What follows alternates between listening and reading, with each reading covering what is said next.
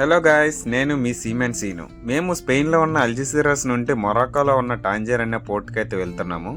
ఈ Spain and Morocco దేశాలు చాలా దగ్గరగా ఉంటాయి. ఒక దేశం నుంచి ఇంకో దేశం చూడొచ్చు, పక్క పక్కన ఉంటాయి. ఈ మధ్యలో ఉన్న సీ రోడ్ని అయితే జెబ్రాల్టర్ అంటారు. అట్లాంటిక్ ఓషియన్ నుంచి అంటే సౌత్ అమెరికా ఇంకా నార్త్ అమెరికా ఉంటాయి కదా, యుఎస్ఏ ఇంకా బ్రెజిల్, ఇవి అటు నుంచి వచ్చే షిప్పులు ఏవైనా టర్కీ, ఇటలీ, గ్రీస్ ఇంకా చాలా యూరోపియన్ కంట్రీస్కి వెళ్ళాలంటే ఈ దారి గుండా వెళ్ళాలి.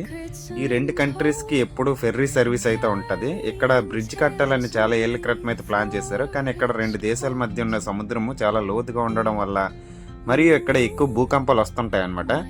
అందువల్ల అయితే ఇక్కడ బ్రిడ్జ్ కట్టడం సాధ్యం కాదు.